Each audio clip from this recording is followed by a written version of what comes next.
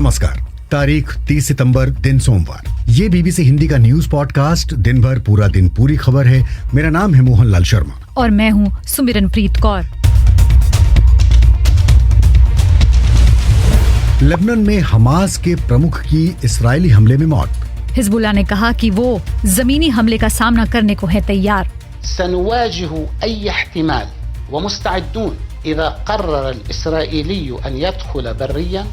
शुक्रवार को हमले में मारे गए हिजबुल्लाह प्रमुख नसरल्लाह का इस्राएल ने पता कैसे लगाया? पूरे ऑपरेशन को अंजाम कैसे दिया, करेंगे विश्लेषण। ऐसा माना जा रहा है कि इस्राएल की खुफिया एजेंसी मोसाद ने सप्लाई चेन में दाखिल होकर इसमें विस्फोट लगा दिए थे। ये करीब 15 दिन पहले हुआ था। तिरुपति मंदिर में प्रसाद के लड्डू विवाद के मामले में आज सुप्रीम कोर्ट ने सुनवाई के दौरान नाराजगी जताई। स्टेटमेंट आया था जो चंद्रबाबू नायडू का, वो आया था सितंबर 18 को, और ये जो रिपोर्ट थी ये जुलाई की आई थी। तो इसमें कोर्ट ने दो बात कही कि जब आपकी जुलाई में रिपोर्ट आई है और आप सितंबर में मीडिया में गए हैं, तो उन्होंने कहा कि इसमें आपको मीडिया में से जाना नहीं चाहिए था। लेकिन उससे पहले देश दुनिया का हाल सुनिए सुमिरनप्रीत कौर से।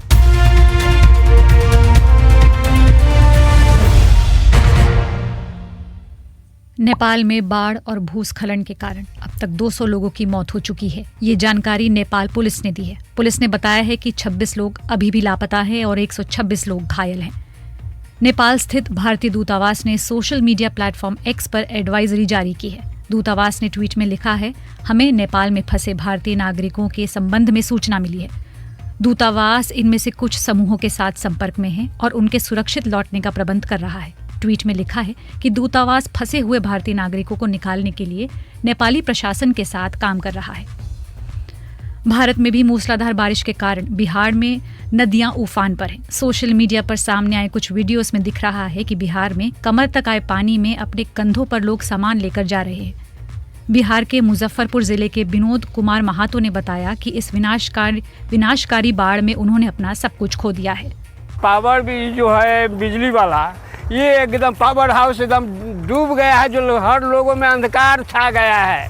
पानी है घर में, हैं, माल मवेशी का दिक्कत है, स्कूल जाने का सुविधा हो गया, स्कूल में पानी है, सारा जगह एकदम डूब गया। एकदम पानी से हम लोग अस्त व्यस्त हो गए हुए हैं। ऐसा बाढ़ कभी नहीं आया, कभी नहीं आया। लेबनान और इसराइल के बीच बढ़ते तनाव के कारण लेबनान छोड़कर सीरिया जाने वाले लोगों की संख्या 1 लाख हो गई है। शरणार्थियों के लिए संयुक्त राष्ट्र के हाई कमिश्नर फिलिपी ग्रांडे ने कहा है कि इसराइल के हवाई हमलों के कारण कम से कम 1 लाख लोग लेबनान छोड़कर चले गए हैं। उन्होंने कहा कि लोगों का जाना अभी भी जारी है। लेबनान के मंत्री नासिर यासिन के मुताबिक सीरिया जाने वाले लोगों में सीरिया और लेबनान दोनों के ही नागरिक शामिल हैं।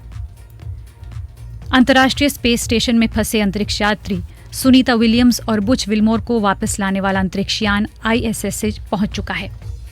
अमेरिकी अंतरिक्ष एजेंसी नासा ने पुष्टि की है कि स्पेस एक्स के रॉकेट ने ड्रैगन स्पेस क्राफ्ट को ISS तक पहुंचाने में मदद की है और वो सफलतापूर्वक इससे जुड़ चुका है। इस अंतरिक्ष यान से 2 अंतरिक्ष यात्री ISS पहुंचे हैं, जबकि इसमें 2 सीटों को खाली रखा गया है, जिसके जरिए विलियम्स और विल्मोर को भी वापस लाया जाएगा।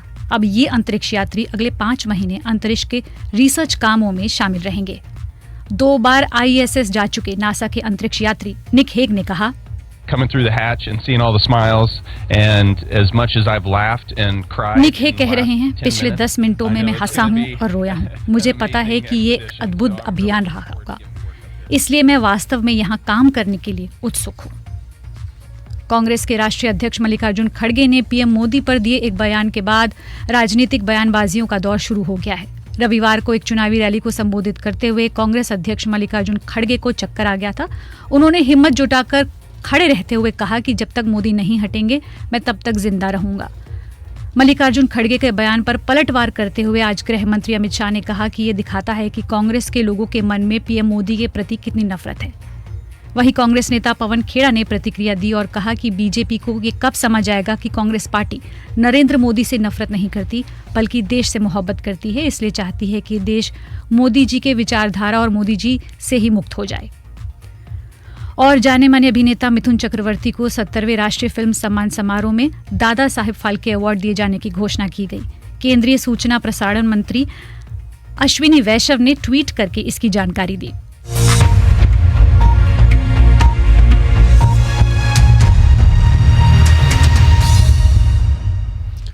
आप सुन रहे हैं बीबीसी हिंदी का न्यूज पॉडकास्ट दिन भर पूरा दिन पूरी खबर। पिछले करीब 15 दिनों में लेबनान के चरमपंथी संगठन हिजबुल्लाह को एक के बाद एक कई बड़े झटके सहने पड़े हैं।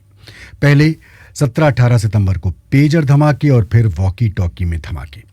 इनका निशाना हिजबुल्लाह के लड़ाके थे। वहीं शुक्रवार को राजधानी बेरूत में हुए इस्राएली हमले में उसके नेता हसन नसरल्लाह मारे गए, जो अब तक इस्राएल की पहुंच से दूर थे। इस्राएल इस वक्त एक साथ 3 मोर्चों पर लड़ रहा है। एक साथ वो गजा में हमास, लेबनान में हिजबुल्लाह और यमन में हूती विद्रोहियों को निशाना बना रहा है। हिजबुल्लाह के प्रमुख हसन नसरल्लाह के मारे जाने के बाद भी उसने लेबनान में हिजबुल्लाह के ठिकानों पर हमले करने में कोई कसर नहीं छोड़ी है। अब हिजबुल्लाह के उप प्रमुख यानी डिप्टी लीडर शेख नईम कासिम ने जोर देकर कहा है कि अगर इसराइल लेबनान पर हमला करता है, ज़मीनी हमला करता है, तो इसके बाद हिजबुल्लाह भी तैयार रहेगा। सनुवाजिहु अय्य इह्तिमाल व मुस्तअद्दून। हिजबुल्लाह के डिप्टी लीडर शेख नईम कासिम कह रहे हैं कि अगर इसराइल ज़मीनी हमले करता है तो हम किसी तरह के हमले का जवाब देने के लिए तैयार हैं, क्योंकि हमारे लड़ाके ज़मीनी लड़ाई के लिए तैयार हैं। इस्लामी प्रतिरोध गजा, फ़लस्तीन, लेबनान के साथ एकजुटता दिखाने और इसके लोगों की रक्षा के लिए वहाँ के नेताओं और आम लोगों की हत्या का जवाब देने के लिए इसराइल का सामना करेगा। ये लड़ाई लंबी चल सकती है, हमारे पास सभी विकल्प हैं। हसन नसरल्लाह के मारे जाने के बाद हिजबुल्लाह के किसी बड़े अधिकारी का ये पहला भाषण था। हिजबुल्लाह के नंबर 2 शेख नईम कासिम ने कहा कि हिजबुल्लाह जल्द ही अपने नए नेता को चुनेगा। उन्होंने अपने भाषण के अंत में लोगों से धैर्य बनाए रखने के लिए कहा। उन्होंने सभी लेबनानी लोगों और सरकार को धन्यवाद दिया। इसी भाषण में उन्होंने माना कि हसन नसरल्लाह और अन्य कमांडरों की हत्या हिजबुल्लाह के लिए एक बड़ा झटका तो है, लेकिन वो इस दावे का भी खंडन करते आए कि इन हमलों से हिजबुल्लाह कहीं कमज़ोर हुआ है या उसकी सैन्य क्षमता घट गई है। लेबनान के प्रधानमंत्री ने अपने संदेश में कहा कि वो इसराइल के हमलों के लिए तैयार है। लेबनान के प्रधानमंत्री नजीब मिकाती ने घोषणा की कि ज़रूरत पड़ने पर वे लेबनान की सीमा की रक्षा के लिए और देश की रक्षा के लिए सेना तैयार करेगा।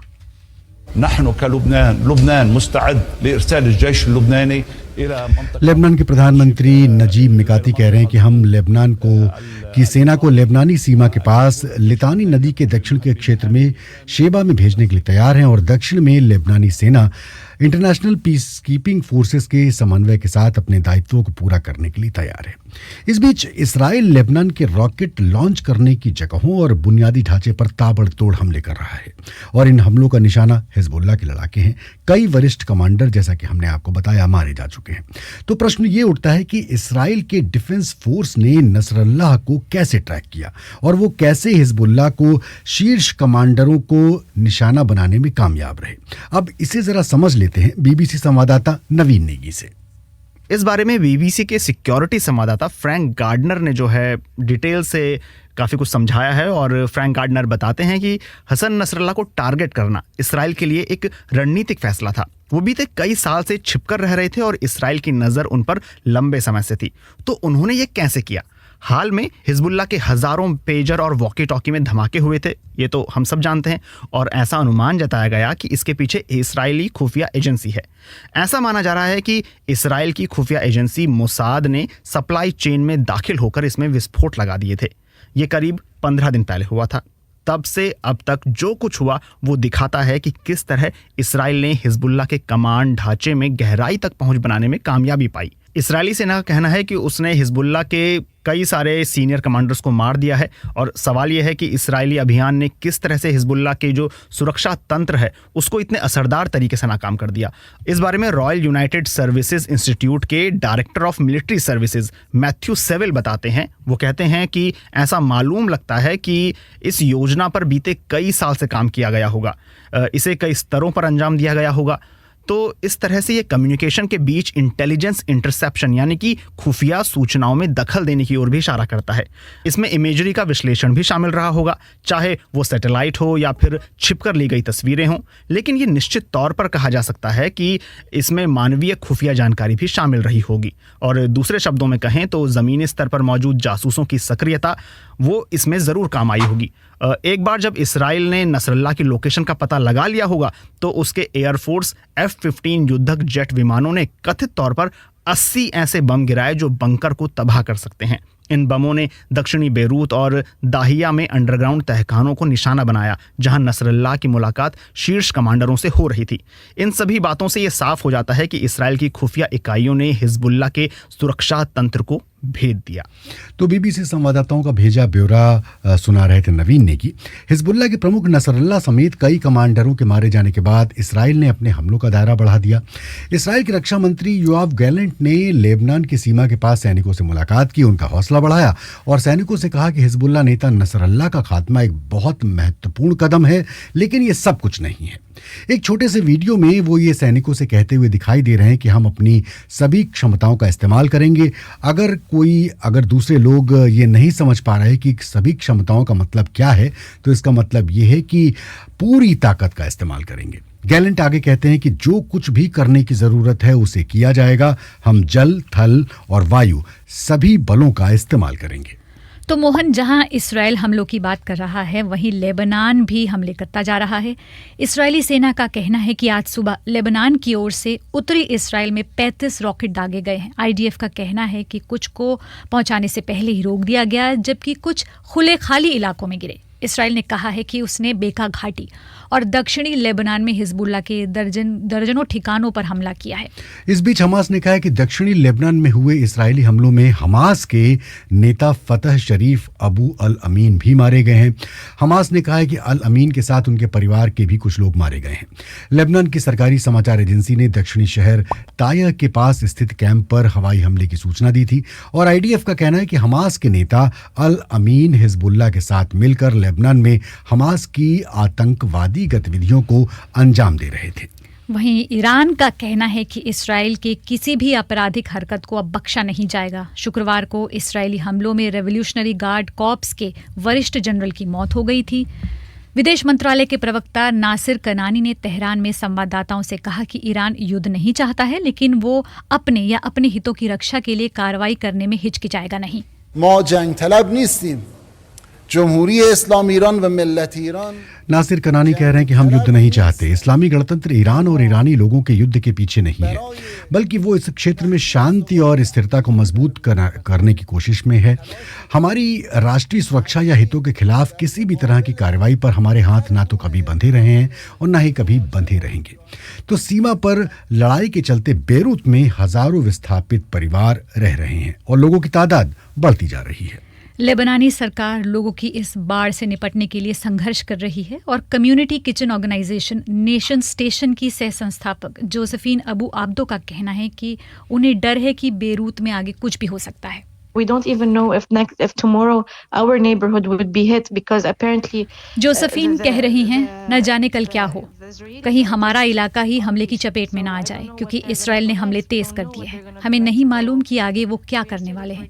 कल ये पहली बार था जब उन्होंने आधी रात के बाद 1 बजे बेरूत के पास रिहायशी इलाके के एक अपार्टमेंट पर हमला किया, इसलिए हमें नहीं मालूम आगे क्या होगा। पॉडकास्ट में अब सीधे शामिल कर रहे हैं यरूशलेम से वरिष्ठ पत्रकार हरेंद्र मिश्र को। हरेंद्र, 2 दिन से जो है बहुत कुछ हो चुका है, लेबनान में बहुत कुछ हो चुका है। हसन नसरल्लाह का मारा जाना और शीर्ष कमांडर का मारा जाना, और आज लेबनान में हमास के जो नेता हैं उनका मारा जाना। पूरी तरह से तैयार है इसराइल की सेना जमीनी आक्रमण करने के लिए, लेकिन ये तीनों मोर्चों पर एक साथ कैसे लड़ रही है? देखिए, 3 मोर्चे नहीं, यहाँ पर तो कहा जा रहा है कि इसराइल अभी जो है वो 8 मोर्चों पर लड़ाई लड़ रही है, इसराइली फौज। और अगर आप गौर करें तो आज सीरिया में भी कई सारी कार्रवाई हुई है जिसके लिए इसराइल को जिम्मेदार ठहराया गया। हालांकि इसराइल की तरफ से हर हमले की जिम्मेदारी हमेशा नहीं कबूल की जाती है। यहाँ पर एक चीज जो है, आज योआव गलांट का आप वक्तव्य पढ़ा जा रहा था, मैंने सुना। योआव गलांट ने इशारे में ये भी कह दिया, वहां पर जो 2 बटालियन अभी तैनात की गई है उत्तरी सीमा पर, उसको उन्होंने इशारे में ये भी बात कह दी कि जमीनी कार्रवाई के लिए तैयारी पूरी होनी चाहिए, क्योंकि ये जो फौज की वो टुकड़ी है, यहाँ पर गोलानी जो ब्रिगेड है, वो अपने ग्राउंड इंकर्जन के लिए, जमीनी कार्रवाई के लिए वो जानी जाती है। तो उस टुकड़ी को जाकर के इन्होंने आज साफ संकेत दे दिया है कि अगर जरूरत पड़ी, क्योंकि यहाँ पर एक आम सहमति सी नजर आ रही है। जहां तक जनता का सवाल है तो जनता में ये बात बिल्कुल साफ है, जनता की तरफ से दबाव है सरकार पे, और ये थोड़ा अलग है बिल्कुल। गजा से आप देखें तो यहाँ काफी फर्क है, क्योंकि जहां तक उत्तरी सीमा को लेकर के एक आम सहमति है कि चाहे जो कुछ भी करना पड़े, इस्राएली फौज को वो सारी कार्रवाई करनी चाहिए जिससे कि वहां पर से 70,000 लोग जो विस्थापित हुए हैं वो सुरक्षित अपने घरों तक लौट पाए। और यहाँ पर मांग ये हो रही है कि जिस तरह से संयुक्त राष्ट्र सुरक्षा परिषद में 2006 में जो रेजोल्यूशन जो पास हुआ था, जो करारदाद पास हुआ था 1701, उस पर पूरी तरह से अमल किया जाए। और इस्राएली सरकार अब ये कर रही है कि इसकी जिम्मेदारी जो है वो लेबनान सरकार पे है। और जहां तक लेबनान सरकार की बात करें तो वहां पर लेबनान की जो आबादी है वो खुद भी बटी हुई आबादी है, वहां पर काफी अंदरूनी जो मतभेद हैं। तो ऐसे में इस्राइल जो है वो दबाव ये डालने की कोशिश करिए कि हिजबुल्लाह पर अंदरूनी दबाव भी बढ़े और वहां पे बाकी जो समूह है, जो बाकी समुदाय हैं, वो भी उस पर दबाव डाले कि वो लिटनी नदी से बाहर जाए, यानी कि जो दक्षिणी सीमावर्ती इलाका है वो खाली हो और वहां पर जो है हिजबुल्लाह का जो प्रेजेंस है वो खत्म हो। आपसे ये समझना चाहते हैं कि नसरल्ला की मौत के बाद किस तरह से जो मुस्लिम दुनिया है, मुस्लिम जो देश हैं, उनकी जो दुनिया है वो किस तरह से बटी हुई दिख रही है? देखिए, जो मुस्लिम दुनिया है वो भले ही सारे जो बयान आए हैं उस पर अगर आप गौर करें तो ऐसा लगता है कि जैसे सभी जो है इसकी भर्त्सना कर रहे हैं, लेकिन हकीकत यह है कि मुस्लिम दुनिया जो है वो बटी हुई दुनिया है। वहां पर कई तरह के डिविजन्स हैं, न सिर्फ शिया सुन्नी के डिविजन्स हैं बल्कि अपने अपने इंटरेस्ट को लेकर के भी जो है काफी लोग अलग अलग विचार रखते हैं, अलग अलग जो है उनके इंटरेस्ट हैं।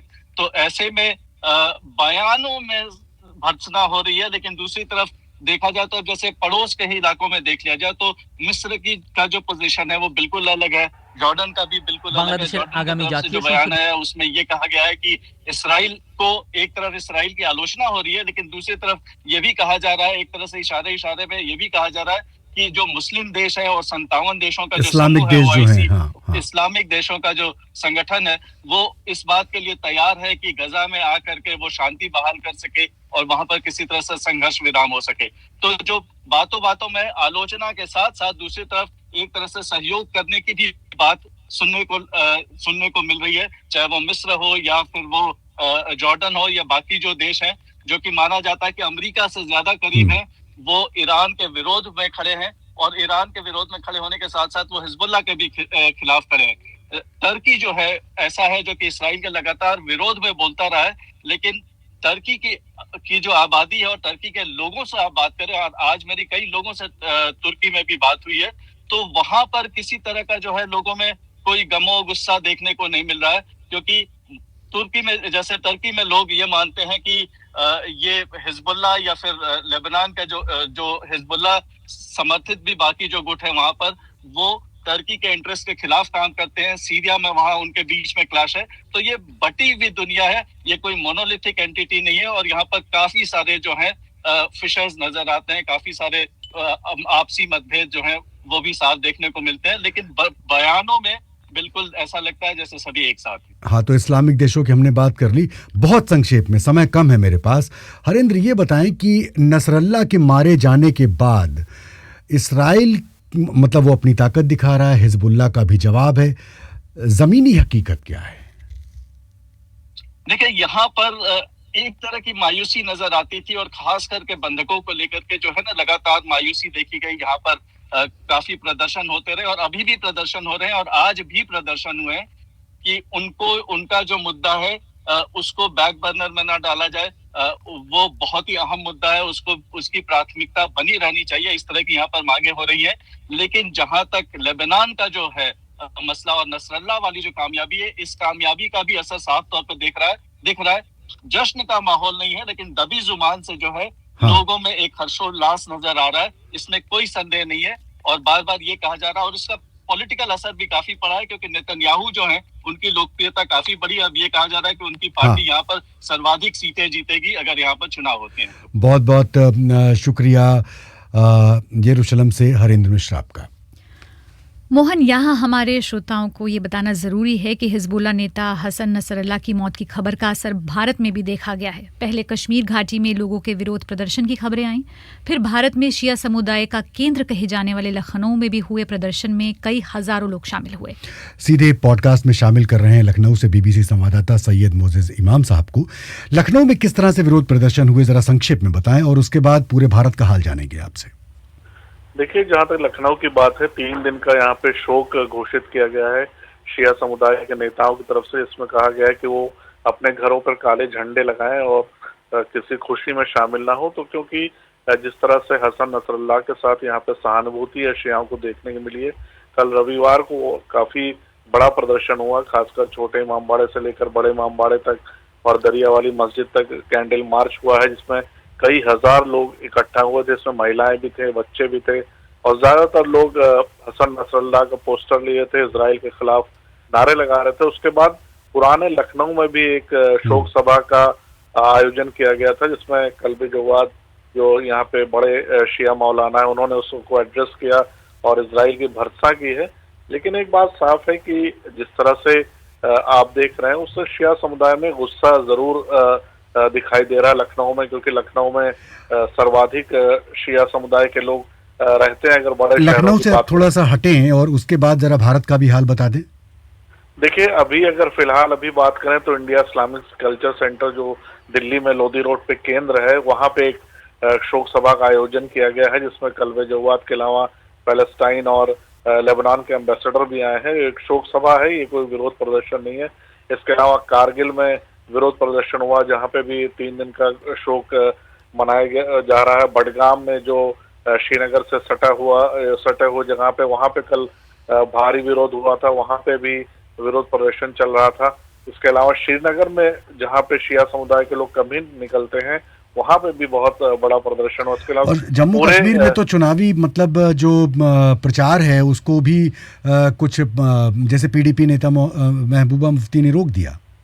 पीडीपी नेता महबूबा मुफ्ती ने भी रोका और आगा रूहुल्लाह सही जो उनके नेशनल कॉन्फ्रेंस के सांसद हैं, उन्होंने भी अपना प्रचार अभियान रोक दिया था। भी अंतिम चरण में वोट बाकी है, तो जाहिर सी बात है कि वहाँ पे सियासत भी गर्म है और बीजेपी भी इसको लेकर सवाल खड़ा करे। लेकिन जहाँ तक शिया समुदाय की बात है, शिया समुदाय पूरे देश में गम गुस्सा है, कहीं इजहार हो रहा है, कहीं नहीं हो रहा है, लेकिन लोग जरूर गुस्से में हैं। जी, बहुत बहुत शुक्रिया लखनऊ से बीबीसी संवाददाता सैयद मोजिज इमाम साहब।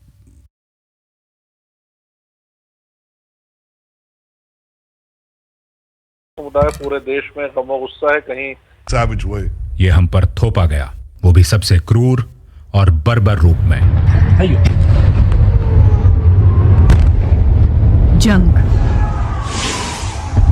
ये जंग अब तक कितनी आवाजों का गवाह बना। जो आखिरी शब्द थे उनकी 6 साल की बच्ची, उसकी गूंजती हुई चीख थी, जो इजराइल के नागरिकों के बीच बहुत मशहूर शब्द बन गए हैं। वो आवाजें जो बेबसी में निकली। To be honest, it's so painful. I cry, you know. I try to say words, to really, and I cry. वो कराहती चीखें जिनमें दर्द था अपनों को खोने और उनके फिर कभी न लौट पाने का।